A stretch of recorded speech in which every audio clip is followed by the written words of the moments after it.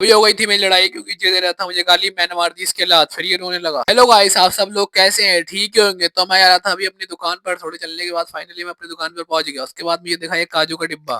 फटाफट मैंने डिब्बा खोला, डिब्बा खोलने के बाद उसमें से काजू निकाले। उसके बाद मैं काजू खाने लगा। मैं काजू खा ही रहा था, तब तक आया चच्चा दुकान पर। चच्चा बोले कि मुझे थोड़ी सौदा चाहिए। फिर मैंने चच्चा से सौदा पूछी, फिर मैं सौदा देने लगा।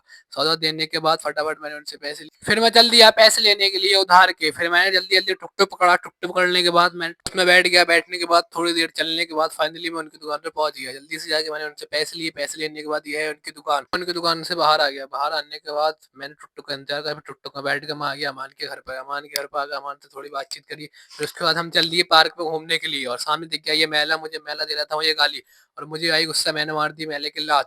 पहली लात में तो मेले कुछ नहीं हुआ। फिर मैंने दूसरी लात मारी। फिर हम चल दिए फिर पार्क में घूमने के लिए। मुझे सामने देखा ये आम का पेड़ जिसमें बहुत मोटी मोटी अम ये थी कि मुझे टंकी टंकी के पास में गया तो मैंने सिर्फ टंकी को दबाया मगर उसमें पानी नहीं आ रहा था। फिर मैं चले गया आगे की तरफ।